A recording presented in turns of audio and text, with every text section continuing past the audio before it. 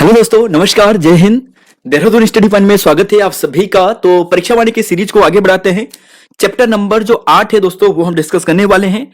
MCQs की बात करें तो 351 से आगे बढ़ेंगे और 455 तक हम देखेंगे। देखिए दोस्तों, यहाँ पर उत्तराखंड पटवारी, लेखपाल, फॉरेस्ट गार्ड सभी स्टूडेंट के लिए महत्वपूर्ण है। ग्राम विकास अधिकारी, कनिष्ठ सहायक, सभी एग्जाम में परीक्षा वाणी की जो सीरीज है बेहद महत्वपूर्ण है। तो आगे बढ़ते हैं, चैप्टर नंबर 8 से डिस्कस करेंगे। और बात करें दोस्तों तो चैप्टर 7 जो हमने आपको पिछली क्लास में प्रोवाइड करवाए थे, चैप्टर 7 तक 350 एमसीक्यूज के माध्यम से 4 घंटे की क्लास थी। 1500 से ज्यादा उत्तराखंड जीके के फैक्ट थे। इन सभी की क्लास दोस्तों अगर आपको देखना है तो वीडियो के डिस्क्रिप्शन बॉक्स में आपको इसका लिंक मिल जाएगा, या फिर परीक्षा वाणी नाम से दोस्तों एक प्लेलिस्ट बनी है, वहां से भी आप देख सकते हैं। तो अध्याय 8 उत्तराखंड मिट्टी, कृषि, पशुपालन एवं सिंचाई, ये हम यहां पर डिस्कस करेंगे। तो शुरुआत करते हैं आज की अपनी क्लास। तो देखिए दोस्तों, क्वेश्चन नंबर 351 है और पूछा गया है यहां पर, भारतीय कृषि अनुसंधान परिषद ने देश की संपूर्ण मृदा को कितने भागों में बांटा है? तो ऑप्शन आप देख रहे होंगे और राइट आंसर है इसका ऑप्शन नंबर ए, यानी 8 यहां पर सही है। बात करें दोस्तों तो जलोढ़ हो गया है काली, लाल, लेटेराइट, पर्वतीय, मरुस्थलीय, पीठ या दलदली, और लवणीय और क्षारीय। इस प्रकार हमने जो यहां पर भारतीय कृषि अनुसंधान परिषद है, उन्होंने देश की संपूर्ण मृदा को बांटा है। अगला क्वेश्चन है 352, पूछा गया है भारतीय कृषि अनुसंधान परिषद की स्थापना किस वर्ष हुई थी? काफी अच्छा प्रश्न है। देखो दोस्तों, परीक्षा वाणी में ये वाला प्रश्न आपको नहीं दिया है, लेकिन जब भारतीय कृषि अनुसंधान परिषद की बात हुई है तो यहां से प्रश्न पिकअप हो सकते हैं, इसलिए आपके सामने रखा है। तो क्वेश्चन नंबर 352 और सही आंसर की बात करें तो क्या आपको मिलने वाला है? तो देखिए दोस्तों, इसका राइट आंसर है ऑप्शन नंबर यहां पर मिलेगा सी, 1929 आपको यहां पर सही मिलने वाला है। भारतीय कृषि अनुसंधान परिषद की स्थापना 16 जुलाई को कब होती है? 16 जुलाई 1929 को होती है। ध्यान रखिएगा दोस्तों, दिल्ली में इसका हेडक्वार्टर आपको मिलेगा। और यहां पर जो 1953 वाला है, इसे भी ध्यान रखिएगा, यहां पर केंद्रीय मृदा संरक्षण बोर्ड, केंद्रीय मृदा संरक्षण बोर्ड, केंद्रीय मृदा संरक्षण, केंद्रीय मृदा संरक्षण बोर्ड का गठन होता है। तो यह भी काफी अच्छा प्रश्न है, आने वाले एग्जाम के लिए ध्यान रखिएगा। चलेंगे अगले क्वेश्चन पे। और 1806 जो 1860 है, यहां पे इस एक्ट के माध्यम से जो भारतीय कृषि अनुसंधान परिषद है, इसकी स्थापना की जाती है। चलेंगे अगले क्वेश्चन पे। क्वेश्चन नंबर 353 है, मृदा स्वास्थ्य कार्ड योजना की शुरुआत। तो देखिए दोस्तों, मृदा से संबंधित प्रश्न है, इसलिए आपके लिए रखा है मृदा स्वास्थ्य कार्ड योजना की शुरुआत कब होती है? अच्छा प्रश्न है, बहुत बेहतरीन प्रश्न है ये वाला, और कई बार एग्जाम में आ चुका है। मृदा स्वास्थ्य कार्ड योजना की शुरुआत, तो राइट आंसर की बात करें तो यहां पर है ऑप्शन नंबर ए, फरवरी 2015 में। यहां दोस्तों 19 फरवरी 2015 को मृदा स्वास्थ्य कार्ड योजना की शुरुआत की जाती है। कहां से की जाती है? तो यह की जाती है श्री गंगानगर से, श्री गंगानगर, सूरतगढ़, राजस्थान से। बहुत इंपॉर्टेंट प्रश्न है ये, सूरतगढ़, राजस्थान से। अगला क्वेश्चन है क्वेश्चन नंबर 354, विवेकानंद कृषि अनुसंधान संस्थान का मुख्यालय कोलकाता से अल्मोड़ा कब लाया जाता है? तो क्वेश्चन नंबर 354, राइट आंसर है इसका ऑप्शन नंबर यहां पर बी, 1936 में। अब यहां पर भी देखिए दोस्तों, 1924 की बात करते हैं। 4 जुलाई 1924 को, 4 जुलाई 1924 को जो यहां पर कृषि अनुसंधान है ना, इसकी स्थापना होती है कोलकाता में। कहां पे होती है? कोलकाता में इसकी स्थापना होती है। बोसी सेन के द्वारा इसकी स्थापना की जाती है। 1936 में इसका हेडक्वार्टर कहां पे आता है? मुख्यालय में आता है। और 1974 में इसका नाम के आगे जो विवेकानंद नाम है वो जोड़ा जाता है। पहले दोस्तों विवेकानंद लेबोरेटरी नाम से जानते थे, और विवेकानंद कृषि अनुसंधान संस्थान जो नाम पड़ता है ये 1974 से पड़ता है। अगला क्वेश्चन है यहां पर देखिए 355, 356, क्वार्ट्ज मिट्टी, ज्वालामुखी मिट्टी के लिए राज्य का प्रसिद्ध स्थान है। अच्छा प्रश्न है यह भी, क्वार्ट्ज मिट्टी व ज्वालामुखी मिट्टी के लिए राज्य का जो प्रसिद्ध स्थान है वो कौन सा है? तो सही आंसर है ऑप्शन नंबर यहां पर बी, भीमताल, यानी जो नैनीताल वाला क्षेत्र है, ये इसका सही आंसर है। अगले क्वेश्चन पे चलेंगे 356, राज्य की कितनी प्रतिशत आबादी ग्रामीण है? Question number 356। तो देखिए दोस्तों, यहां पर इसका आंसर आपको मिलेगा क्वेश्चन नंबर, तो जी हां दोस्तों, यहां पर मिलेगा ऑप्शन ए, 69.77%। यह है 2011 की जनगणना के अनुसार। और यहां पर जो 74 आप देख रहे हो ना, 3 वाला, ये 2001 की जनगणना के अनुसार है। और 30.23 की बात करें तो यह शहरी हो जाएगी 2011 के अनुसार, और यह 2001 के अनुसार 25 वाली। नेक्स्ट क्वेश्चन है, देखिए 357 है और पूछा गया है कि निम्नलिखित में से किस वर्ष गोरखाओं द्वारा भू बंदोबस्त कराया गया था। तो 357 का सही आंसर देखना है। तो ध्यान रखिएगा दोस्तों, इसका सही आंसर है ऑप्शन नंबर ए 1812 में। देखिए 1791-92 में जो प्रथम जो गोरखा सूबा था जोगमल जोगमल के द्वारा जो प्रथम सूबा था ना, इसके द्वारा यहां पर प्रथम भू बंदोबस्त कराया जाता है गोरखा सूबा के द्वारा 1791-92 में। फिर बाद में 1812 में गढ़वाल क्षेत्र में भी करवाया जाता है। और ध्यान रखिएगा गोरखाओं का दूसरा भू बंदोबस्त था। अब यहां पर जो 1815 है, यहां पर ब्रिटिश शासन द्वारा प्रथम भू बंदोबस्त कराया जाता है ना, और गार्डनर के द्वारा कराया जाता है। 1816 में दूसरा बंदोबस्त जो यहां पर है ट्रेल के माध्यम से। चलेंगे नेक्स्ट क्वेश्चन पे, प्रथम ब्रिटिश कालीन भू बंदोबस्त। तो जी हां, ऑप्शन नंबर बी आपको मिलेगा 1815 में गार्डनर के माध्यम से। क्वेश्चन नंबर यहां पर है 359 से लेकर 361 पूछा गया है, ब्रिटिश काल में मुख्यतः कुमाऊं क्षेत्र में भूमि को कहा जाता था। तो देखिए दोस्तों, जब हमने आपको डॉक्टर अजय रावत सर की बुक कंप्लीट करवाई थी, लगभग 6-7 घंटे की क्लास है, वहां पर भी आपको इसके बारे में डिस्कस करवाया था। तो यहां पर आंसर देना है, ब्रिटिश काल में मुख्यतः कुमाऊं क्षेत्र में भूमि को कहा जाता है। तो right answer option number C है, थात कहा जाता है, और जो भूमि का स्वामी होता है उसे थातवान कहते हैं। नेक्स्ट क्वेश्चन है यहां पर 360, ब्रिटिश काल से अब तक कुल भू बंदोबस्त कितने हुए हैं। तो ब्रिटिश काल से आपको बताना है। तो क्वेश्चन नंबर 360 राइट आंसर है ऑप्शन नंबर सी, यानी 12 हैं। कितने हैं? 12 हैं। चलेंगे अगले क्वेश्चन पे। देखिए 11 तो ब्रिटिश के हो गए हैं, एक 12 1960-64 में होता है जो स्वतंत्र भारत के बाद होता है। तो क्वेश्चन नंबर 361, ब्रिटिश काल का अंतिम भू बंदोबस्त कब हुआ था। ब्रिटिश काल का अंतिम जो भू बंदोबस्त था यह कब हुआ था। तो ऑप्शन आप देख रहे होंगे, राइट आंसर ऑप्शन ए है, यानी 1928 में। 1928 में एबर्सन के काल में केवल गढ़वाल क्षेत्र में अंतिम ब्रिटिश भू बंदोबस्त हुआ था। नेक्स्ट क्वेश्चन पे चलेंगे, यहां पे 362 से लेकर यहां पर 363 है। देखिए पूछा गया है 1960-64 में हुए अंतिम भू बंदोबस्त के अनुसार उत्तर प्रदेश सरकार द्वारा कितने एकड़ भूमि तक के जोतों पर भू राजस्व की देनदारी से मुक्त किया गया था। और जब यह देनदारी मुक्त की गई थी तो 90% जो यहां पर किसान थे उन्हें इसका सीधा फायदा मिला था। तो क्वेश्चन नंबर 362 राइट आंसर है इसका ऑप्शन नंबर यानी बी, 3 सही 1/18। मतलब हम ऐसे लिख रहे हैं कि 3 सही 1/8 है, 3 सही 1/8। तो ध्यान रखिएगा दोस्तों, काफी अच्छा प्रश्न है। यह 12वां भू बंदोबस्त है, 1960-64 में होता है, उत्तर प्रदेश सरकार के द्वारा करवाया जाता है। 363 है, प्रथम वैज्ञानिक पद्धति से कराया गया भू बंदोबस्त कौन सा था। तो प्रथम वैज्ञानिक पद्धति से कराया गया जो भू बंदोबस्त था वह था ऑप्शन नंबर यहां पे सी, यानी बात करें विकेट भू बंदोबस्त। क्या है? विकेट भू बंदोबस्त। 1863 से लेकर 73 तक बेटन भू बंदोबस्त 1840 में होता है, जो 20 साला भू बंदोबस्त होता है। 80 साला बंदोबस्त ट्रेल के काल में 1823 में होता है, जो 5 साला होता है। और 1896 में ध्यान रखिएगा पो के द्वारा भू बंदोबस्त कराया था। चलेंगे नेक्स्ट क्वेश्चन पे, यहां पर है 364, 365 और 366। देखिए 364 की बात करते हैं, गठन से पूर्व राज्य में कुल सक्रिय जोतों की संख्या कितनी थी। इसका आंसर देखना है 364 का। गठन से पूर्व राज्य में कुल सक्रिय जोतों की जो संख्या थी वह कितनी थी। Question number 364। तो देखिए दोस्तों राइट आंसर है, ध्यान रखिएगा 9.26 लाख। ठीक है, फैक्ट वाला है, रट लीजिए। 366 है, 1 हेक्टेयर में कुल कितनी नाली भूमि आती है। तो 1 हेक्टेयर में कुल कितनी नाली भूमि आती है। तो सबसे पहले 1 हेक्टेयर की बात करते हैं। 1 हेक्टेयर का मतलब कितना हो गया है?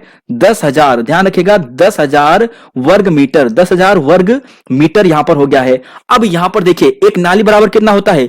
एक नाली बराबर होता है 200 मीटर वर्ग, 200 वर्ग मीटर कर दीजिए। ठीक है, तो देखिए यहां पर आप आसानी से डिवाइड करके दे सकते हो, यानी ये आएगा 50। तो 50 मतलब ऑप्शन नंबर सी यहां पर सही है, 50 नाली के बराबर। एक नाली 200 मीटर वर्ग के बराबर होती है और 1 हेक्टेयर की बात करें तो 50 नाली के बराबर होगा। क्वेश्चन नंबर 366, 366 वनों के बीच अथवा किनारे जो अपरिपक्व भूमि है उसे कहते हैं, क्या कहते हैं? तो जी हां दोस्तों, उसे कहते हैं ऑप्शन सी, इजरान कहते हैं। वनों के बीच अथवा किनारे जो अपरिपक्व भूमि है, बेकार किस्म की भूमि है, उसे इजरान कहते हैं। नेक्स्ट क्वेश्चन है यहां पर 364, 65, 66। तो देखिए दोस्तों यहां पर है 364, 65, 66। तो दोबारा वही क्वेश्चन यहां पे गलत हो गया, मतलब क्वेश्चन की संख्या ज्यादा हो चुकी है, आंसर भी आपको मिल चुका है। कोई बात नहीं, देखिए राज्य में कौन सी फसल रबी फसल के अंतर्गत नहीं आती है? तो उड़द नहीं आती है, मसूर, सरसों, अलसी ये क्या है? रबी की फसलें हैं। अब यहां पर देखिए, ध्यान से देखिए दोस्तों, यहां से प्रश्न अक्सर बनते हैं, चाहे भारत के संदर्भ में हो, जीएस के संदर्भ में हो। रबी की बात करते हैं, अक्टूबर दिसंबर में बोई जाती है, यानी शीत ऋतु की शुरुआत में बोई जाती है, मार्च अप्रैल में काटी जाती है। गेहूं, जौ, चना, मटर, सरसों, मसूर, आलू ये प्रमुख फसल है। पूछा जाता है कौन सी रबी की नहीं है, कौन सी रबी की है, कौन सी खरीफ की है, ये प्रश्न बार बार बनते हैं। नेक्स्ट क्वेश्चन पे चलेंगे, 365। राज्य में कौन सी फसल खरीफ फसल के अंतर्गत नहीं आती है? तो 365 का राइट आंसर आपको मिलेगा ऑप्शन नंबर डी, आलू। आलू अभी पीछे देखा था, ये किसका है? रबी की फसल है। क्वेश्चन नंबर 366, निम्नलिखित में से भिन्न कौन सा है? अब यहां पे आपको कुछ डिफरेंट फाइंड करना है कि कौन सा अलग है। मक्का, चौलाई, तिल और सरसों। क्वेश्चन नंबर 366 काफी अच्छा प्रश्न है, दिमाग वाला प्रश्न है दोस्तों, और सरल, थोड़ा सा दिमाग लगाना है। और राइट आंसर आपको मिलेगा ऑप्शन नंबर यहां पर डी, यानी सरसों। अब देखिए दोस्तों, देखिए जो यहां पर है ना, मक्का हो गया है, चौलाई हो गया है, तिल हो गया है, मंडवा, कोदो, झंगोरा, और बात करें दोस्तों बाजरा, धान, ये क्या है? ये किसकी फसल है? ये है आपको मिलने वाली है खरीफ की फसलें हैं। और जो गढ़वाली है या कुमाऊनी है वो अच्छे से जानते हैं, कोदा का मतलब मंडवा ही होता है। चलेंगे नेक्स्ट क्वेश्चन पे, यहां पर है 367, देखिए 67वां है, गेहूं के संदर्भ में गलत कथन का चयन करना है।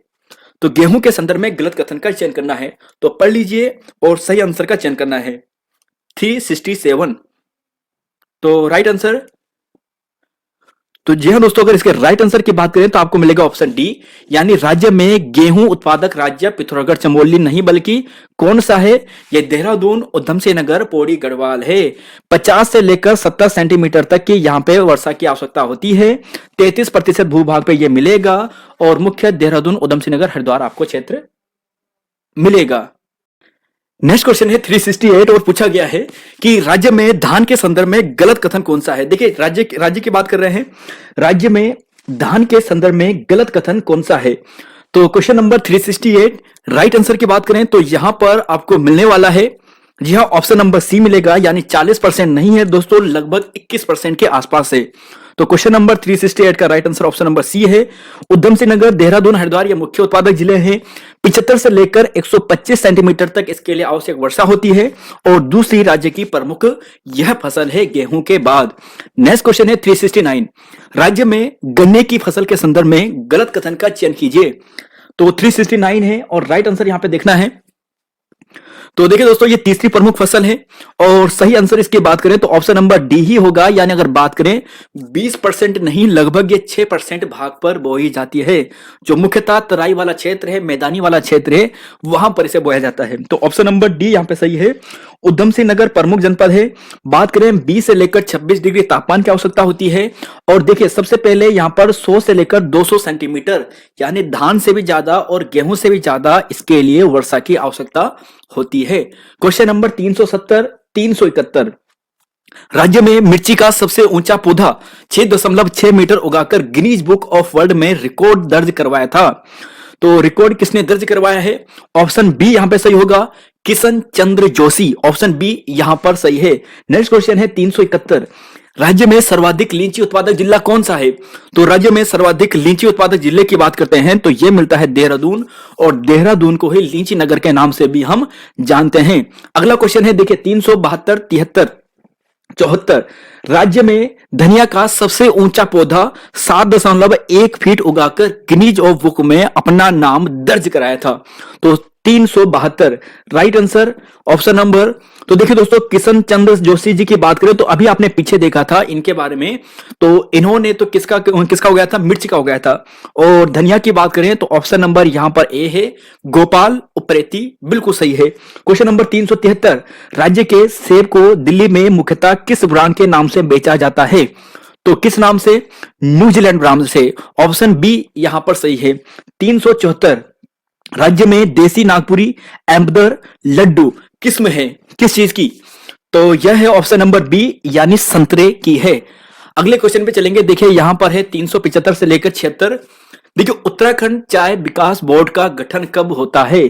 कब होता है उत्तराखंड चाय विकास बोर्ड, उत्तराखंड चाय विकास बोर्ड का गठन कब होता है? काफी अच्छा प्रश्न है। तो राइट आंसर दोस्तों यहां पर बी आपको मिलेगा 12 फरवरी 2004 को, 12 फरवरी 2004 को, ऑप्शन बी सही है। अगला क्वेश्चन है 376, वर्ष 2012 से 2015 के मध्य राज्य में 3 नई चाय फैक्ट्री स्थापित की जाती है, निम्न में से कौन सी वह फैक्ट्री नहीं है? तो क्वेश्चन नंबर 376 सही आंसर है ऑप्शन नंबर, देखिए दोस्तों ये इतना इतना इंपॉर्टेंट ये वाला प्रश्न नहीं है, ऊपर वाला काफी इंपॉर्टेंट प्रश्न है ये वाला, लेकिन नीचे वाला इतना इंपॉर्टेंट नहीं है, पर परीक्षा वाणी में आपके सामने दिया है इसलिए रखा है। तो कोशिश दोस्तों यहां पर है कि परीक्षा वाणी को आप इस प्रकार पढ़ें कि एक भी प्रश्न आपका बाहर ना छूटे। तो कोशिश दोस्तों इसलिए हमारी ये है, और अब से दोस्तों हम यहाँ पे क्या कर रहे हैं, जो परीक्षा वाणी के एमसीक्यूज है ना उसे भी आपको डिस्कस करवाएंगे। तो देखिए यहाँ पर 376 का राइट आंसर ऑप्शन नंबर ए होगा। शोली चाय नहीं बल्कि एक नोटी वाली, एक चंपावत वाली, एक हरिनगरी जो गरुड़ है वहां वाली, तो 3 यहां पर सही हैं। अगला क्वेश्चन है यहां पर, यानी ए वाला गलत था, उत्तराखंड स्टेट सीड सर्टिफिकेशन अभिकरण, इस प्रश्न को ध्यान से पढ़िएगा। उत्तराखंड स्टेट सीड सर्टिफिकेशन, पूरा नाम उत्तराखंड स्टेट सीड सर्टिफिकेशन अभिकरण की स्थापना, तो ऑप्शन सी यहां पर सही है, 14 मार्च 2001 यहां पर सही है।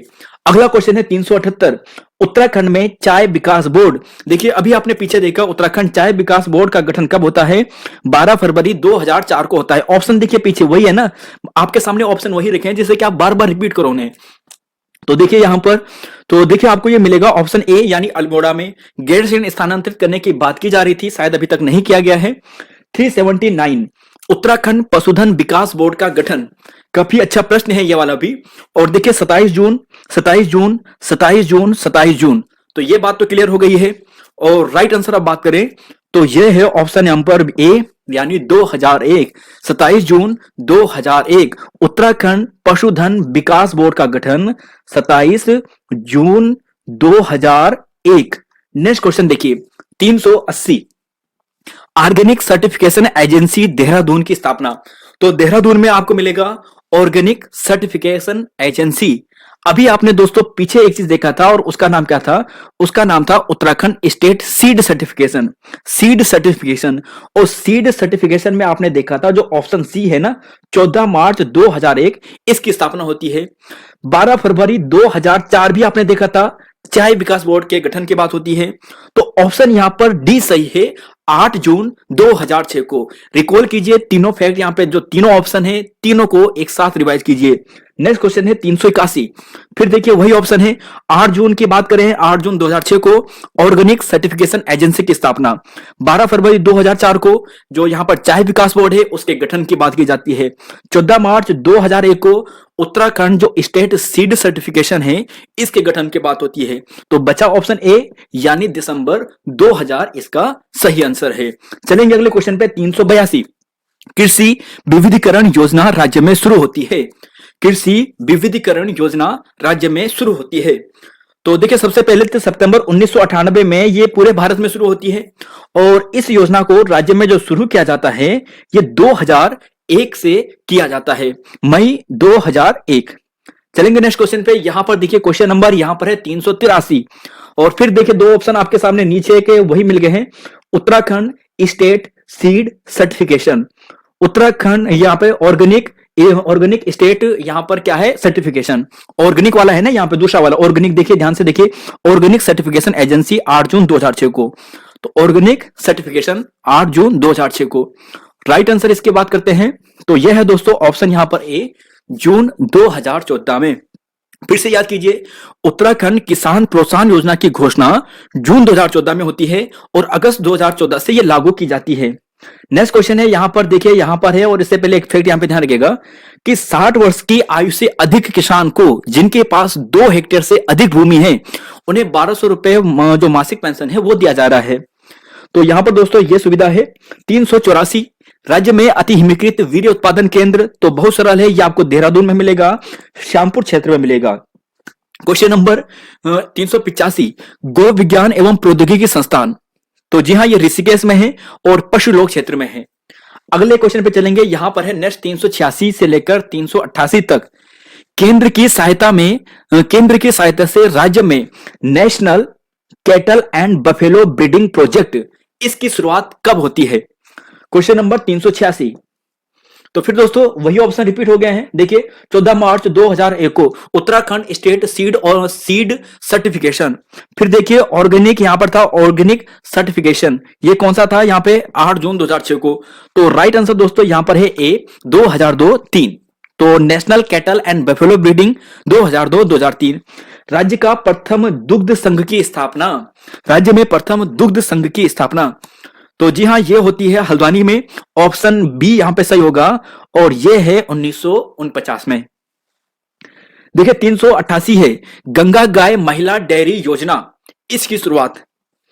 तो देखिए दोस्तों यह होती है 2017 में, ऑप्शन यहां पर सी सही है। बाकी दोस्तों 2002-3 में ही समन्वित डेयरी विकास योजना की भी शुरुआत होती है। चलेंगे अगले क्वेश्चन पे। यहां पे 389 उत्तराखंड भेड़ एवं ऊन विकास बोर्ड के माध्यम से एकीकृत ऊन विकास कार्यक्रम की शुरुआत। 389 क्वेश्चन नंबर है। तो राइट आंसर इसका है, तो देखिए दोस्तों इसका राइट आंसर है ऑप्शन नंबर यहां पर है सी 2004-5 है। 8 जून 2006 आपको याद हो चुका होगा, 2002-2003 भी अभी हमने पीछे देखा था। क्वेश्चन नंबर 390 उत्तराखंड डेयरी शोध एवं विकास केंद्र, उत्तराखंड डेयरी शोध एवं विकास केंद्र। तो राइट आंसर है दोस्तों इसका ऑप्शन नंबर यहां पर, जी हां नैनीताल में आपको मिलने वाला है। नेक्स्ट क्वेश्चन है 391 राज्य की सबसे पुरानी जो ऊपरी गंगा नहर है, देखो सबसे पुरानी नहर कौन सी है? ऊपरी गंगा नहर, हरिद्वार में आपको मिलेगी। इसका कार्य शुरू होता है तो कब से? जी हाँ ऑप्शन सी यानी 1842 से शुरू होता है और 1854 तक चलता है, डलहौजी के काल में चलता है। तो 391 का राइट आंसर भी आपको मिल गया है। अब एक फिर देखिए सभी को याद है ये वाला प्रश्न, तो सभी को याद है कि सबसे पुरानी नहर हम बोलते हैं कि ऊपरी गंगा नहर है ना। लेकिन आधुनिकीकरण की बात करें तो 1983, इस फैक्ट को स्पेशल याद कीजिए। सरल प्रश्न में आएगा तो सिंपल आपको पूछा जाएगा, थोड़ा सा अगर लेवल बढ़ाएं तो 1983 ध्यान रखिएगा। शारदा नहर निर्माण बनबसा चंपावत 392, तो राइट आंसर 392 का। तो जी हाँ दोस्तों इसका आंसर आपको मिलेगा ऑप्शन नंबर यहां पर ए यानी 1928 में। टिहरी डैम का शिलान्यास कब किया जाता है? टिहरी डैम का शिलान्यास कब किया जाता है? तो यह किया जाता है दोस्तों ऑप्शन यहां पर, जी हाँ ऑप्शन सी आपको मिलेगा 1972 में, यानी ऑप्शन सी यहां पर सही होगा। टिहरी डैम का प्रथम चरण पूरा हुआ कब? देखिए टिहरी डैम की बात करते हैं तो 2400 मेगावाट की क्षमता है और 2400 मेगावाट क्षमता की बात करते हैं तो ये यहाँ पे 2-3 फेजों में आपको मिलेगी। पहला फेज इसका जो कंप्लीट होता है ये होता है ऑप्शन यहां पर ए 2006-7 में। कब? 2006-7 में। अब देखिए स्वीकृति मिलती है 1972 में। यूपी सिंचाई विभाग द्वारा कार्य शुरू 1978 में। शुरुआती क्षमता 600 मेगावाट, ऊंचाई 260। टिहरी बांध विरोधी समिति 1978, Vidyasagar Nautiyal. Design James Brew ने दिया था और टीएचडीसी की स्थापना होती है 12 जुलाई 1988 को। ये सभी फैक्ट जो है ये यूकेएसएससी और यूकेपीएससी के माध्यम से पूछे जा चुके हैं। अगले क्वेश्चन पे चलेंगे, क्वेश्चन नंबर यहाँ पे 395-96। देखिए राज्य के 7 जनपदों में किसकी सहायता से उत्तराखंड में विकेंद्रीकृत जलागम विकास परियोजना यानी ग्राम्य का संचालन हो रहा है? 395 का क्वेश्चन। तो किसकी सहायता से हो रहा है? तो यह हो रहा है दोस्तों ऑप्शन नंबर जो सी है यानी वर्ल्ड बैंक, ऑप्शन सी यहां पे सही है। देखिए क्वेश्चन नंबर 396 उत्तराखंड विकेंद्रीकृत जलागम विकास परियोजना ग्राम्य फेज 2, इसकी शुरुआत कब से और कब तक होती है देखना है। देखिए कब से शुरू होता है तो शुरुआत की बात करें दोस्तों तो यह होता है ऑप्शन डी 2014-15 से। और ध्यान यह रखेगा कि 2021-22 तक के लिए संचालित था स्कीम। $170 मिलियन यहां पर इसके लिए बजट अलाउड किया गया था, जिसमें से यानी बात करें तो जिसमें से 120 करोड़ के आसपास जो लागत थी, $120 मिलियन के आसपास, तो वो यहाँ पे जो वर्ल्ड बैंक है उसके माध्यम से दी गई थी। नंबर की बात करें, रुपए में बात करें तो 220 करोड़ इसकी कुल लागत है। चलेंगे अगले क्वेश्चन पे 397। देखिए उत्तराखंड विकेंद्रीकृत जलागम विकास परियोजना ग्राम्य फेज 2 का उद्देश्य इनमें से कौन सा नहीं है? तो कौन सा नहीं होगा?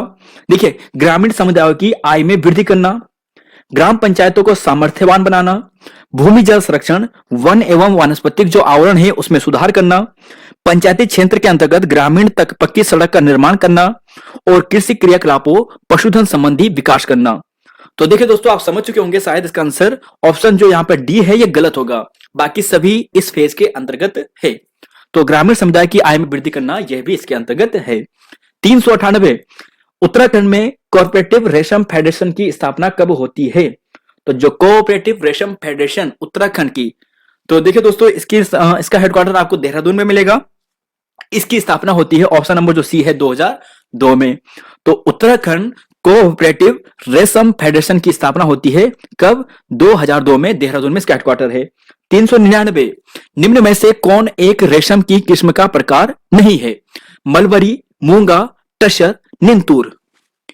तो 399, तो देखिए दोस्तों ऑप्शन यहां पर डी यहां पर सही होगा, निंतूर यहां पर सही है। तो देखिए दोस्तों सबसे पहले तो हमने यहां पे 399 तक जो क्वेश्चन थे वो हमने बुक के बीच से बनाए हैं, यानी ये क्वेश्चन हमने बुक के जो बीच से, जो यहाँ पे जो वन लाइनर में लूप में लिखा जाता है ना, वहां से प्रश्न बनाए हैं। अब देखिए यहां पर दोस्तों 56 क्वेश्चन वो हैं जो बुक में दिए गए हैं। तो यानी देखिए दोस्तों 399 तक हमने यहां पर देख लिया है, प्लस 5 6 हम यहां पर इन क्वेश्चन को भी देखेंगे। तो ध्यान रखिएगा दोस्तों, काफी इंपॉर्टेंट है। अब हम आपके लिए यह प्रश्न भी रख रहे हैं जिससे कि आपका एक भी फैक्ट ना छूटे। पिछली क्लास में हमने आपको जो बुक के एमसीक्यूज थे वो नहीं करवाए थे, लेकिन इसके लिए अलग से वीडियो लाएंगे और जहां तक आपको नहीं कराया है वहां तक के एमसीक्यूज आपको करवाएंगे। तो देखिए दोस्तों यहां तक ये हो गया है। बात करें यहां पर करें तो यहां पर ये आ जाएगा, यानी 355 यानी होगा 455। तो 455 के आसपास दोस्तों आपको क्वेश्चन यहां पे मिलने वाले हैं और कंप्लीट यहां पर काफी अच्छे प्रश्न है। तो डिस्कस करते हैं 300। यहां पर देखिए अगला क्वेश्चन है, पहला है मतलब कि राज्य के पर्वतीय क्षेत्रों की अधिकांश मृदा का पीएच मान कितना होता है? तो कितना होता है? ऑप्शन सी 5 से लगभग 5.5 से लेकर 6.6 के मध्य, 6.5 के मध्य। दूसरा क्वेश्चन है, कलर चेंज कर लेता हूं इसका पहले। देखिए पर्वतीय क्षेत्रों को सीढ़ीनुमा खेती के लिए सीढ़ियां अधिक से अधिक कितने प्रतिशत भूमि के ढाल पर बनाई जाने चाहिए, वह है। तो देखिए दोस्तों फैक्ट वाला क्वेश्चन है, और जो साइंस के स्टूडेंट होंगे वो कहां पे जा रहे होंगे? वो 45 डिग्री पे जा रहे होंगे। 45 डिग्री पे तो जो प्रक्षेपक की स्थिति होती है ना वो सर्वाधिक होती है 45 डिग्री पे, यानी 45 डिग्री पे आप सर्वाधिक दूरी तक किसी चीज को भेज सकते हो। लेकिन जो सीढ़ी नुमा खेती की जो होनी चाहिए, ढाल होनी चाहिए, वो कम से कम होनी चाहिए, जितनी कम होगी उतना सही रहेगा। तो 15 मैक्सिमम हो, 10 यहां पे सही हो, 10 भी ऑप्शन होता तो वही सही हो जाता। क्वेश्चन नंबर 3, निम्न में से कौन सी फसल राज्य के तराई क्षेत्र में अप्रैल माह में फूल आने की अवस्था में दिखती है? तो राइट आंसर 3 की बात करते हैं, तो 3 का right answer option number C. चलेंगे अगले क्वेश्चन पे। यहां पर देखिए राज्य के पर्वतीय क्षेत्र में कृषि में मानव श्रम का प्रमुख योगदान लगभग 60% है। यह कौन किसके माध्यम से उपलब्ध कराया जाता है? 4 का क्वेश्चन। तो 4 का राइट आंसर है दोस्तों। तो देखिए पर्वतीय क्षेत्र में जो सर्वाधिक लोग लगे ना तो महिला कर्मकार हैं, तो ऑप्शन सी यहां पर सही होगा, महिला कर्मकारों की। नेक्स्ट क्वेश्चन है 5वां, राज्य में दुग्ध व दूध उत्पादों को किस ब्रांड के नाम से बेचा जाता है? किस नाम से बेचा जाता है? तो देखिए इसका सही आंसर है पराग, नंदन, अमूल और आंचल। तो देखिए दोस्तों लगभग वैसे तो सही है, लेकिन ध्यान रखिएगा आंचल यहां पर सही है। ऐसे प्रश्न नहीं बनने वाले, बहुत पहले की बात है जब बनते थे ये प्रश्न। 6 की बात करते हैं, जैव कृषि को प्रोत्साहित करने के लिए किस राज्य ने अपने को जैव राज्य घोषित किया था? उत्तराखंड यहां पे सही है। क्वेश्चन नंबर 7, ये थोड़ा ठीक है कि उत्तराखंड में उगाई जाने वाली फसलों में सबसे महत्वपूर्ण फसल कौन सी है? तो देखिए 3 तो महत्वपूर्ण फसल है, सबसे ज्यादा गेहूं, फिर धान और फिर यहाँ पे मंडवा, है ना। वैसे गन्ना आता है लेकिन गन्ना नहीं है ऑप्शन पे, तो यहाँ पे आप मंडवा भी कर सकते हैं। बाकी दोस्तों आलू भी यहाँ पे सही होगा। तो ऑप्शन यहां पर जो बी है, यानी 7 का राइट आंसर ऑप्शन नंबर जो बी है, ये ऑप्शन के अनुसार सबसे सही होगा। चलेंगे अगले क्वेश्चन पे, क्वेश्चन नंबर 8 और 9। देखिए कथन और कारण है, गढ़वाल में सीढ़ीदार कृषि परिस्थिति है ना, परिस्थितिकी है, और यह पहाड़ी ढालों पर भूमि तथा जल संरक्षण को समुचित उपाय है। तो दोनों का दोस्तों यहां पर इसका सही आंसर की बात करें तो ये सही होगा, यानी एक कथन सही है और उसका जो कारण आर है यह भी सही है। तो ध्यान रखिएगा ऑप्शन यहां पर सही है, यानी ए आर दोनों सही है और आर एक की सही व्याख्या भी है। Guinness book of world record में अल्मोड़ा में 6.6 मीटर ऊंचाई का पौधा किसने उगाया था? किस चीज का था दोस्तों? ये किसने उगाया था? अभी हमने पीछे डिस्कस किया था। और ये कहां पर था, किस चीज का था? तो जी हां दोस्तों, अगर इस प्रश्न की बात करें 9वें की, तो यह था ऑप्शन नंबर सी, यानी मिर्च का। तो क्वेश्चन नंबर यहां पर सी आपको मिल गया है। अगला क्वेश्चन है 10, उत्तराखंड में कृषि भूमि नापने का पैमाना है। कृषि भूमि को नापते हैं किस चीज में? तो जी हाँ, ऑप्शन यहाँ पे मिलेगा सी, नाली और मुट्ठी में, नाली व मुट्ठी में मापा जाता है। तो ध्यान रखिएगा दोस्तों, काफी अच्छा प्रश्न है। 11 की बात करते हैं, उत्तराखंड में कृषि योग्य भूमि कितनी है? तो उत्तराखंड में कृषि योग्य भूमि आपको मिलेगी 13% के आसपास, यानी 11 का right answer option number C. 12वां क्वेश्चन है कि किस जिले को भारत सरकार ने लीची निर्यात जोन में शामिल किया है? नैनीताल, देहरादून, उधम सिंह नगर या उपरोक्त सभी? तो 12 का आंसर है। तो देखिए दोस्तों, लीची निर्यात में हमारे उत्तराखंड का एक और मात्र जो प्रमुख जिला है वो देहरादून है, इसे लीची नगर के नाम से भी जानते हैं। तो देहरादून ही यहां पे सही होगा, उपरोक्त सभी नहीं होगा। क्वेश्चन नंबर 13, उत्तराखंड में एक नाली जमीन में कितने वर्ग मीटर के बराबर होता है? तो क्वेश्चन नंबर 13 और सही आंसर है इसका एक नाली। तो जी हां, ये 200 वर्ग मीटर के बराबर होता है। एक नाली का बराबर हो गया है 200 मीटर वर्ग, यानी मीटर स्क्वायर के बराबर। नेक्स्ट क्वेश्चन है यहां पर देखिए 14, 15, 16, 14वां पूछा गया है। यहां पर 14वां क्वेश्चन है और पूछा गया है कि कौन से 2 वर्षीय फसल चक्र उत्तराखंड में वर्षा आश्रित क्षेत्रों का लोकप्रिय है? तो 14 का राइट आंसर क्या मिलने वाला है? तो देखिए दोस्तों, 14 का जो राइट आंसर है वह है ऑप्शन नंबर सी, धान, गेहूं, मंडवा, पड़ती। क्वेश्चन नंबर 15, उत्तराखंड में भकार का मतलब क्या होता था? भकार, तो देखिए खाद्यान्न संग्रह से होता है, ऑप्शन नंबर सी, खाद्यान्न संग्रह से। 15 का right answer option number C. Mentha फसल की रोपाई, मेंथा फसल, देखिए मेंथा एक फसल है, इसकी रोपाई जनवरी माह में है, ऑप्शन नंबर यहां पर डी सही होगा, 15 से लेकर 30 जनवरी। चलेंगे नेक्स्ट क्वेश्चन पे। यहां पर देखिए पूछा है 17, 18, 19, 20। 17वां है, ऊपरी गंगा नहर का उद्भव स्थान कहां से है? तो कितना सरल है, देखिए पहले कैसे क्वेश्चन आते थे, जब पीसीएस प्री का क्वेश्चन था 2003 में, ऐसे क्वेश्चन आते थे। ऊपरी गंगा नहर का उद्भव हरिद्वार से। विकेट बंदोबस्त कब हुआ था? तो देखिए विकेट बंदोबस्त की बात करते हैं तो यह हुआ था, तो देखिए वैज्ञानिक बंदोबस्त था ये, प्रथम वैज्ञानिक बंदोबस्त, और ये होता है option number C, sorry option number A, यानी 1863 से लेकर 1863 से लेकर 73 तक। ठीक है। क्वेश्चन 19, राज्य में उत्पादित मंडुआ यानी कोदा अनाज का निर्यात किया जाता है कहां? तो देखिए दोस्तों, उस समय की बात थी और अब तो लगभग और भी जगह हो सकता है, लेकिन जापान इसका सही आंसर आएगा। तकनीकी हस्तांतरण योजना के तहत 670 न्याय पंचायतों में फार्मर्स टू फार्मर्स अप्रोच कार्यक्रम शुरू किया जाता है। तो क्वेश्चन नंबर 20 और 20 का सही आंसर आपको मिलने वाला है।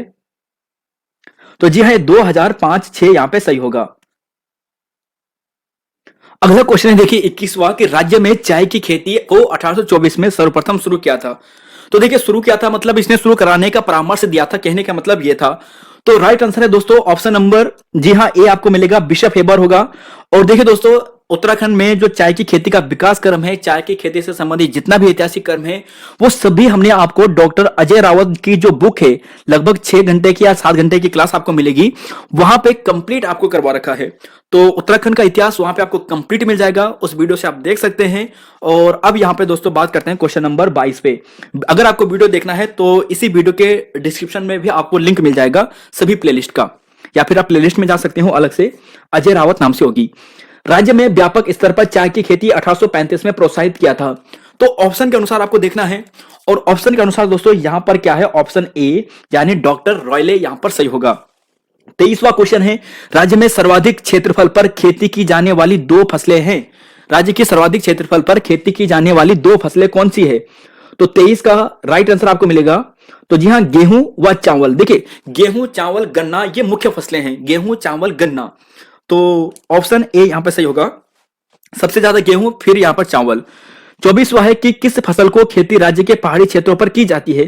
तो पहाड़ी क्षेत्रों पर की जाने वाली जो फसल है उसका नाम है झंगोरा। ठीक है, झंगोरा।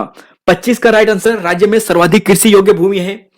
तो राज्य में सर्वाधिक कृषि योग्य भूमि 25 का। तो देखिए दोस्तों, परीक्षा वाणी के अनुसार आपको बता रहे हैं, थोड़ा अगर कहीं पर सुधार की आवश्यकता होगी तब हम आपको इसका आंसर पिन करवा देंगे, लेकिन अभी हम परीक्षा वाणी के जो बुक है उसके अकॉर्डिंग बता रहे हैं। तो सर्वाधिक कृषि आपको मिलेगी उधम सिंह नगर में, ऑप्शन डी यहां पर सही है। नेक्स्ट क्वेश्चन पे चलेंगे, यहां पर 26 में। तो क्वेश्चन नंबर यहां पर है 26, राज्य में सबसे कम कृषि, ऑप्शन के अनुसार देखना है।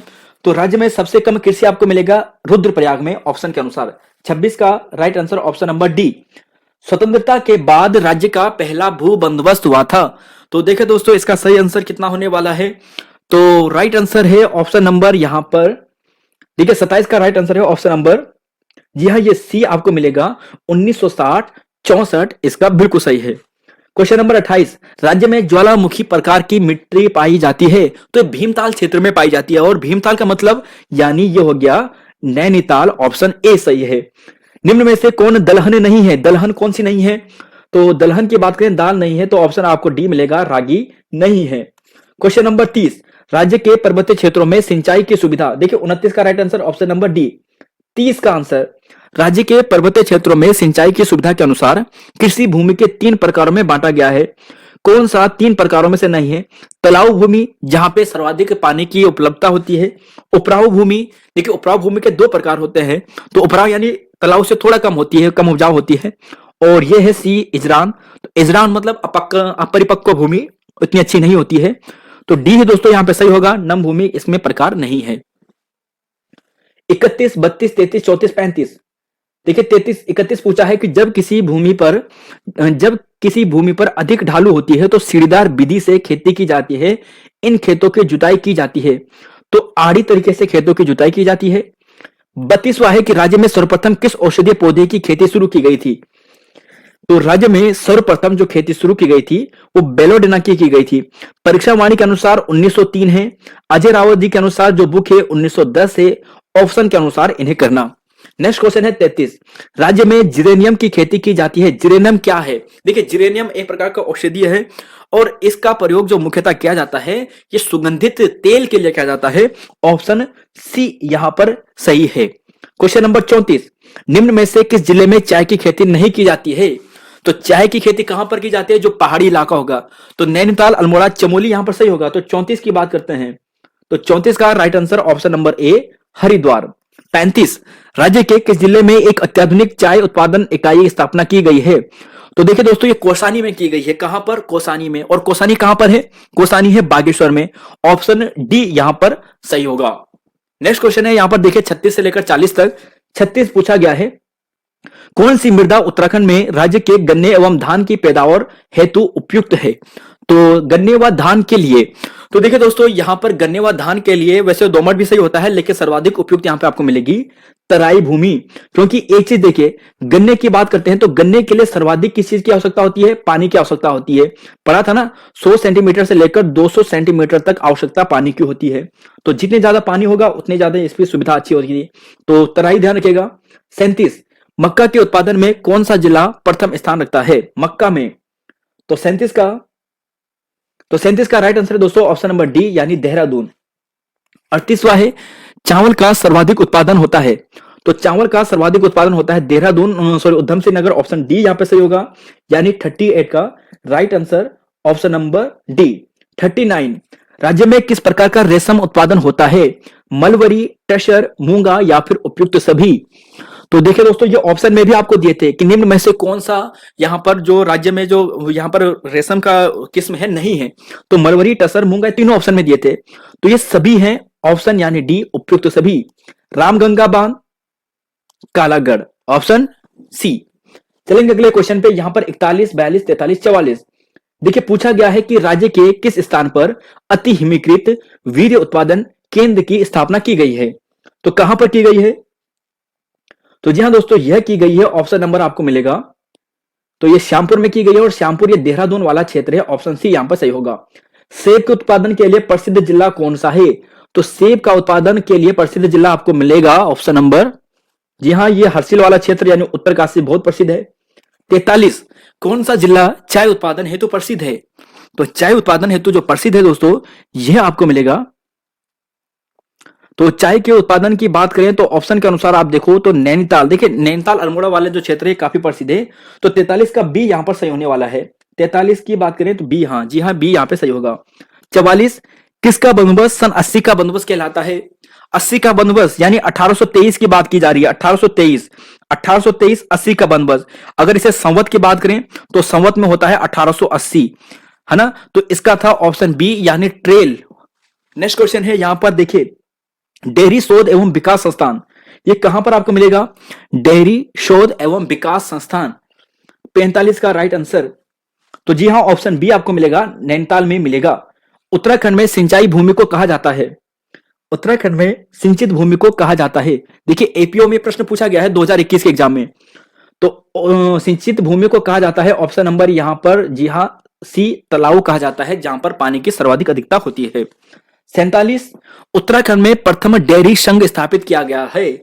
उत्तराखंड में प्रथम डेयरी संघ, तो देखिए दोस्तों हमने ऑप्शन में देखा था कि 1949 में इसकी स्थापना होती है, हल्द्वानी में होती है, यानी डी इसका सही है। 48 है, कौन सा चाय बागान ब्रिटिश काल में ही टी स्टेट बागान के नाम से प्रसिद्ध था? तो कौसानी, भीमताल, भुवाली, तो टी स्टेट, देखिए टी यहां पर ज्यादा प्रयोग की जाती थी, तो ऑप्शन डी यहां पर सही होगा, उपयुक्त सभी। तो 48 का right answer option number D यहां पर सही होगा। चलेंगे नेक्स्ट क्वेश्चन पे, यहां पे देखिए 49 की बात करते हैं।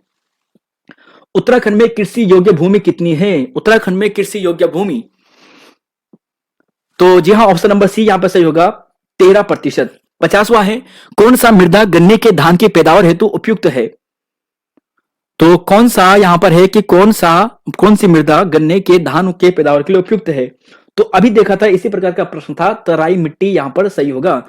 50 का राइट आंसर ऑप्शन नंबर, जी हाँ ऑप्शन नंबर डी। गन्ने के सर्वाधिक उत्पादन, गन्ना का सर्वाधिक उत्पादन, 51 के राइट आंसर की बात करते हैं। तो देखिए दोस्तों इसका सही आंसर है ऑप्शन नंबर सी, यानी उधम सिंह नगर। देखिए दोस्तों ये डाटा थोड़ा ऊपर नीचे हो सकता है, उधम सिंह नगर हरिद्वार में कंफ्यूज होता है, तो फिर भी दोस्तों ये परीक्षा वाणी के अनुसार आपको रेफरेंस दे रहे हैं, अगर सुधार की आवश्यकता होगी तो आपको करवा देंगे।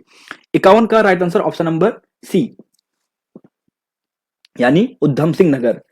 नेक्स्ट क्वेश्चन पे चलेंगे, यहां पर है क्वेश्चन नंबर 52 है, अंग्रेजों द्वारा निर्मित नहर कौन सी थी?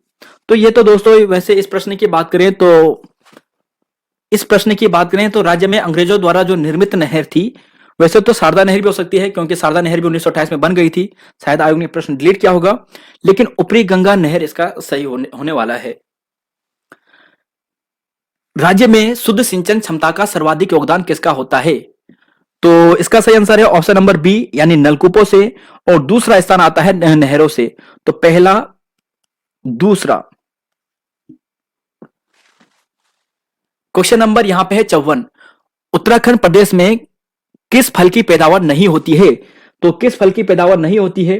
देखिए पटवारी का एग्जाम में प्रश्न पूछा गया था, पटवारी लेखपाल के एग्जाम में 2016 वाले, और इसका सही आंसर है ऑप्शन नंबर डी, यानी नारियल। क्वेश्चन नंबर 55, उत्तराखंड ग्रामीण में मुट्ठी शब्द किसके पैमाइश के लिए प्रयुक्त किया जाता है? तो मुट्ठी शब्द का प्रयोग होता है ऑप्शन बी, भूमि के लिए प्रयोग किया जाता है। मुट्ठी नाली का प्रयोग भूमि के नाप के लिए प्रयोग करते हैं। भकार क्या था? 56वां क्वेश्चन है, भकार। तो भकार का सही आंसर क्या है? तो जी हाँ दोस्तों, ये खदानों के भंडारण हेतु प्रसिद्ध है, यानी ऑप्शन सी, खदानों के भंडारण हेतु इन्हें कहा जाता है। तो देखिए दोस्तों यहां पर ये प्रश्न कंप्लीट हुए हैं, और इन प्रश्नों की बात करते हैं तो यहां पे हमने जो प्रश्न देखे हैं 455 तक देख लिए हैं, मतलब दोस्तों 399 तक क्वेश्चन हमने वो देखे हैं जो यहां पर क्या थे, जो प्रश्न यहां पर थे बुक के बीच से थे, और 56 क्वेश्चन हमने वो भी देखे हैं जो किताब में एमसीक्यूज के रूप में दिए गए थे। तो इन प्रश्नों को दोस्तों हमने कंप्लीट किया है। बाकी जो 7 चैप्टर है वो भी हमने यहाँ पे पहले देख रखे हैं, वहां के जो किताब के प्रश्न थे वो पिकअप नहीं किए थे, उसकी एक अलग क्लास लाएंगे। तो फिलहाल हम यहाँ पर इतना ही देखेंगे। तो यहाँ पर दोस्तों इतना ही है, अध्याय 8 हमारा कंप्लीट हुआ है, उत्तराखंड मिट्टी, कृषि, पशुपालन व सिंचाई। कल ही दोस्तों दूसरी क्लास आएगी और अध्याय 9 को हम डिस्कस करेंगे, और सबसे बड़ा दोस्तों चैप्टर भी वही है।